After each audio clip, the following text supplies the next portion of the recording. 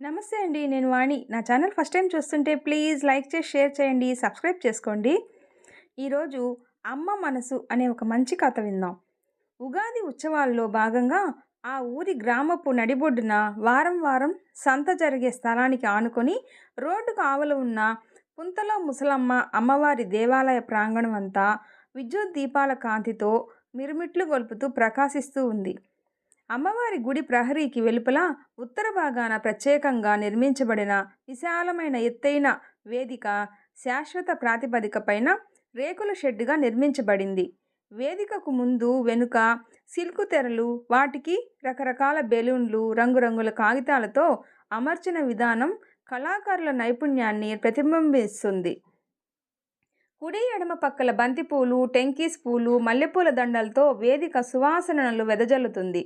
సరికొత్త సినిమాల్లోని పాటలన్నీ ఒక్కొక్కటిగా మైక్లో నుంచి వినవస్తుంటే వేదిక ముందు చేరిన టీనేజీలోపు కుర్రకారంతా వాటికి తగ్గ నాట్య విన్యాసాన్ని ఎవరికి వారు ప్రదర్శిస్తూ ఉన్నారు. వేదికనెక్కి పాడు చేయకుండా నిర్వాహకులు జమాజెట్టీల్లాంటి కుర్రాళ్లను అక్కడ కాపలా ఉంచడంతో ఎవరు వేదికనెక్కే సాహసమే చేయడం లేదు. రాత్రి 9 గంటలు కావస్తుంది. ఒరేయ్, సర్పంచ్ గారు వచ్చేస్తే మనం కార్యక్రమం ప్రారంభం చేసేయొచ్చు, ఎక్కడున్నారా కనుక్కోరా అన్నాడు కార్యక్రమ నిర్వాహకుడు. అట్టాగే అన్నా అని ఫోన్ చేసి సమాచారం తెలుసుకున్న ఆ అనుచరుడు, బయలుదేరారంట అన్నా, మరో 10 నిమిషాల్లో ఇక్కడుంటారంట అన్నాడు. వెంటనే బాజీరావు తన అనుచరగణాన్ని దగ్గరగా పిలిచాడు. కుర్చీల్లో కూర్చున్న పిల్లకాయలందరినీ కింద కూర్చోబెట్టండి, పెద్దవాళ్ళందరినీ కుర్చీల్లో కూర్చోబెట్టండి, ఒకళ్ళిద్దరు దండలతో రెడీగా ఉండండి, మన పోలీస్ అన్నలందరికీ పహారా బాగా కాయాలని గుర్తు చేయండి. సర్పంచ్ గారి చేత కూడా వాళ్ళకి ఒక మాట చెప్పిస్తే వాళ్ళు అటెన్షన్లో ఉంటారు. మన కార్యకర్తలందరూ క్రమశిక్షణతో ఉండి బాగా నిర్వహించాలా అని అందరినీ ఉత్సాహపరచడంతో అందరూ తమ తమ పనుల్లో బిజీ అయిపోయారు. మన స్వేచ్ఛా భారతంలో తమ పద్ధతులు, సంప్రదాయాలు పండగలకే పరిమితం చేస్తూ ఆధునిక సాంకేతికత నగరాలు దిగుమతి చేసుకున్న పాశ్చాత్య నాగరికతను సామంత రాజ్యాల్లా యథేచ్ఛగా అనుసరిస్తున్న పల్లెల్లో అది ఒక పచ్చని పల్లె.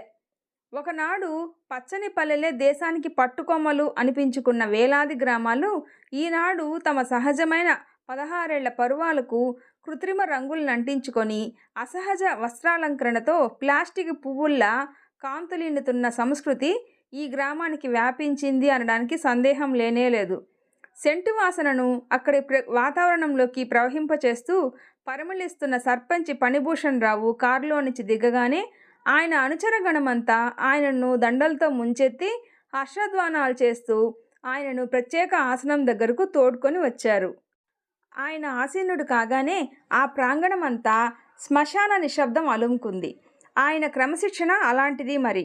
అందుకే గత 10 సంవత్సరాలుగా ఏకగ్రీవ నాయకుడిగా ఆ గ్రామాన్ని ఏలుతున్నాడాయన. అత్యాధునిక ధ్వని పరికరాలతో చీమ చిటుక్కుమన్నా స్పష్టంగా వినిపించే మైక్ అందుకొని బాజీరావు కార్యక్రమాన్ని ప్రకటించాడు. ముందుగా గౌరవ సర్పంచ్ గారికి ఈ కార్యక్రమానికి విచ్చేసినందుకు సాదర ప్రణామాలు. ఈ ఉగాది ఉత్సవాలు గత 10 సంవత్సరాలుగా ఘనంగా నిర్వహించుకుంటున్నాం.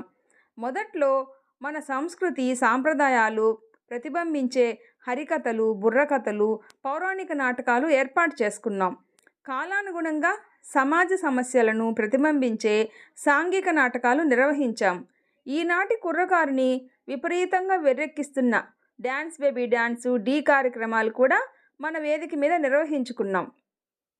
అయితే ఈరోజు మన గ్రామ చరిత్రలో ఇప్పటి వరకు కనీ విని ఎరుగని తెలుగు హాట్ రికార్డింగ్ డ్యాన్స్ను ఏర్పాటు చేశాం. చక్కగా చూసి ఆనందించడానికి మాత్రమే ఈ కార్యక్రమం ఏర్పాటు చేయబడింది. హద్దు మీరి ఎవరు ప్రవర్తించినా మన చుట్టూ ఉన్న పోలీసు సిబ్బంది వారిని తక్షణమే అదుపులోకి తీసుకుంటారు. ఈ విషయంలో ఎటువంటి మొహమాటం, అనుమానం ఉండదు. మీరంతా సహకరిస్తే మళ్ళీ ఇలాంటి కార్యక్రమాలు ఏర్పాటు చేస్తాం. దీనికంతటికీ సంపూర్ణ సహకారం అందించిన మన ప్రియతమ నాయకులు ఫణిభూషణరావు గారికి నా హృదయపూర్వక ధన్యవాదాలు. అందరూ సంతోషంగా ఆనందిస్తూ సహకరించండి, సెలవ్ అనేసి వచ్చి సర్పంచ్ గారి పాదాలకు నమస్కరించి ఆయన పక్కన ఆసీనుడయ్యాడు బాజీరావు. లేటెస్ట్ సినిమాలోని ఐటెం సాంగ్ ప్రారంభం అవగానే వేదిక మీద నియాన్ దీపాలు ఒక్కసారిగా వెలిగి తెర లేచి లేవగానే అప్పటికే వేదిక మీద అర్ధనగ్నంగా నిలబడిన డాన్సర్ల మిలమిలలాడే దుస్తులపై పడి వారి అందాన్ని స్పష్టం చేస్తూ మరింత ద్విగుణీకృతం చేశాయి. ఆ బృందంలో మధ్యలో ఉన్న అమ్మాయి దివి నుంచి భూకి వచ్చిన గంధర్వకాంతలా అత్యంత ఆకర్షణీయంగా ఉంది. పాటకు తగ్గట్టు ముందుగా నడుము ఊపుతో ప్రారంభమైన ఆమె నృత్యంతో పాటు ప్రతి భంగిమ ప్రేక్షకుల మనోపలకాల్లో ముద్రించుకుపోయి ఏదో ఆత్రం వారిలో మొదలయ్యేలాగా చేయసాగాయి. నడి వయసు నుంచి వృద్ధుల వరకు రెప్పలార్చడం మాని చూడసాగారు. సుమారు 3 గంటల పాటు మనోహర దృశ్యమానంగా ఉల్లాసంగా నిర్వహింపబడిన కార్యక్రమం రసవత్తరంగా ముగిసింది. ఎవరికి వారు తమ ఊహాలోకాల్లో ఉండిపోవడం వల్ల కాబోలు పోలీసులు ఆ కాసేపు తమ ఉద్యోగ బాధ్యతను మరిచి ప్రేక్షకుల్లా మారిపోయారు. అక్కడికి చేరిన ప్రతి ఒక్కరూ ఒక అద్భుత అనుభూతిని సొంతం చేసుకొని ఇంటిదారి పట్టడం చూసి బాజీరావు కార్యక్రమ విజయవంతానికి సహకరించినందుకు ప్రజలందరికీ కృతజ్ఞతలు చెప్పి కార్యక్రమం ముగించాడు. బాజీరావును దగ్గరగా పిలిచి అతని చెవిలో ఏదో చెప్పి కోరికతో కాగిపోతున్న మత్తు కళ్ళతో కారెక్కేశాడు సర్పంచి ఫణిభూషణ్ రావు. సరిగ్గా మరో గంట తర్వాత ఆ బృందంలోని ప్రధాన నాట్యకారిణి ఫణిభూషణ్ రావు ఏకాంత మందిరంలోకి అడుగుపెట్టింది. ఆమె వెనుకగా బాజీరావు. అవసరమైన వెంటనే పిలుస్తాను, ఆఫీస్ రూమ్లో వెయిట్ చేయి అన్న ఫణిభూషణ్ రావు మాటలకు బాజీరావు అక్కడి నుంచి నిష్క్రమించాడు. ఎదురుగా సోఫాలో ఫణిభూషణ్ రావు అప్పుడే మద్యం సేవించినట్టుగా టీపాయ్ మీద ఖరీదైన విదేశీ మద్యం సీసాలున్నాయి. ఆమె అక్కడి వాతావరణం చూసి బెదిరిపోలేదు, కనీసం కంగారు పడలేదు. ఏం జరిగినా స్వీకరించడానికి సిద్ధంగా ఉంది. అసలు ఆమె గంట క్రితం వేదిక మీద చూసిన అమ్మాయిలా లేనే లేదు. ఆమెనా అంటే ఏమాత్రం నమ్మశక్యం కాని విధంగా అచ్చ తెలుగు సంస్కృతి సంప్రదాయాలు అణువణువునా నిండిన పవిత్ర భారత వివాహ వ్యవస్థకు అచ్చమైన ప్రతీకల గృహిణిలా ఉంది. కాళ్లకు వెండి మెట్టెలు, పట్టీలు, మెడలో ఒంటిపేట బంగారు మంగళసూత్రాలు, మెడ చుట్టూ శివుని మెడలో నాగేంద్రుణ్ణి తలపిస్తున్నట్టు 2 పేటల నల్లపూసలు, విశాలమైన తెల్లని కళ్ళను మరింత విశాలం చేస్తున్న నల్లని కాటుక, నిండైన ముఖంలో పూర్ణ చంద్రబింబాన్ని తలపిస్తున్న రక్తసింధూరపు బొట్టు, తలలో విరిసిన సన్నజాజులతో పాలమీగడతో స్నానం చేసిన బంగారు వర్ణదేహంతో ఉన్న ఆమె సాక్షాత్తు పాలకడిలో లక్ష్మీదేవిలా ఉంది. అతని చూపులు శరీరంలో అణువణువున గుచ్చుకున్న ఆమె అంపశయ్య మీద భీష్ముడిలా ఫీల్ అయింది. ఒక్క నిమిషం నిదానంగా విశాలంగా ఊపిరి పీల్చుకొని తన భుజం చుట్టూ కప్పుకున్న పమిటని మరింతగా బిగించి పట్టుకుంది.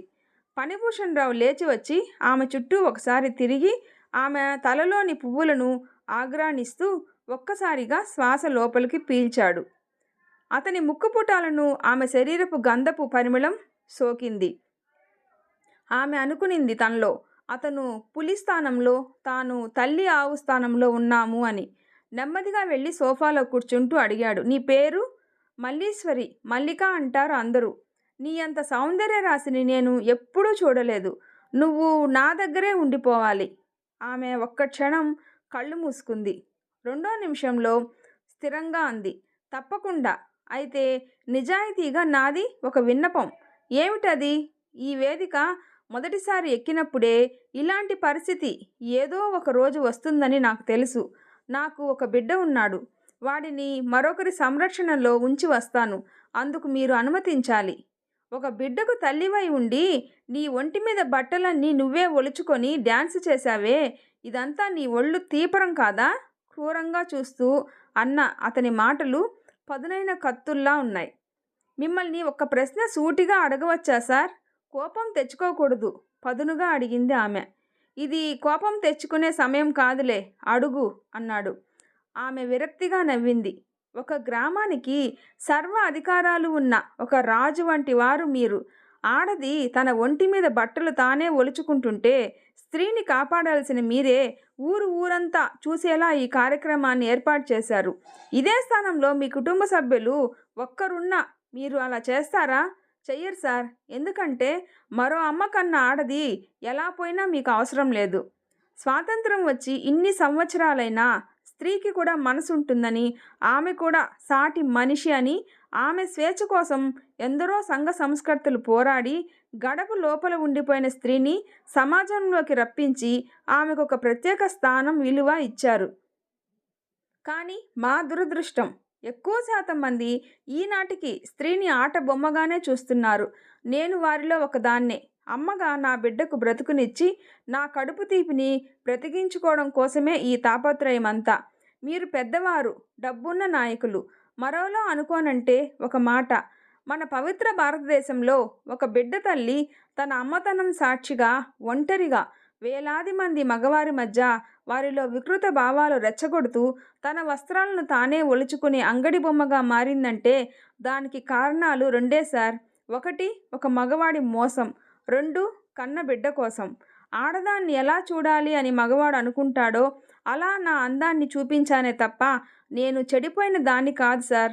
నన్ను నేను పవిత్రంగా ఉంచుకుంటూ నా బిడ్డను కాపాడుకోవడం కోసం నేను ఎన్నుకున్న వృత్తి ఇది. అలా అని ఒప్పంద పత్రం రాసి రిజిస్టర్ చేసుకున్నాక బాజీరావు గారు నన్ను తన ట్రూప్లోకి తీసుకున్నారు. అలా మానం అమ్ముకోకుండా సాధ్యమైనంత వరకు నన్ను నేను పవిత్రంగా ఉంచుకోవాలన్నదే నా ప్రయత్నం. కానీ అబలను, ఒంటరి ఆడదాన్ని అయినా నన్ను అలా బ్రతకనివ్వరు అని అర్థమైంది సార్.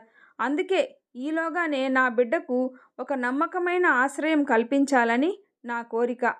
నేను నమ్ముకున్న అమ్మలాంటి ఈ వృత్తి మీద ప్రమాణం చేసి చెప్తున్నాను. నేను బాబుని నా స్నేహితురాలికి అప్పగించి తిరిగి వచ్చేస్తాను. మీకు అనుమానంగా ఉంటే నాకు తోడుగా బాజీరావు గారిని పంపండి అందామె తొణక్కుండా. సరే వెళ్ళు, ఒకవేళ తిరిగి రాలేదనుకో నిన్నెలా రప్పించుకోవాలో నాకు తెలుసు అని చప్పట్లు కొట్టాడు ఫణిభూషణ్ రావు. మరో 5 నిమిషాల్లో ఆమె తన బిడ్డతో ఎక్కిన కారు బాజీరావు నడుపుతుండగా ఆమె కోరిన దిశగా ప్రయాణించసాగింది. అయితే ఆమె మాటలు, ఈటలు అతనిలో మరిచిపోయిన మానవత్వపు గాయాన్ని కెలుకుతూనే ఉన్నాయి. ఆమె రాక కోసం ఎదురు చూస్తూ ఉన్నాడు. బాబుకు పాలిచ్చి తనివి తీరా ముద్దాడి స్నేహితురాలు పారిజాతకు అందించింది మల్లిక. ఏమిటే ఈ పిచ్చి పని? బతకాలంటే మార్గాలు లేవా? ఇంతకాలం స్వాభిమానంతో బతికిన నువ్వు కోరి వెళ్ళి ఆ రొంపిలోకి దిగుతావా?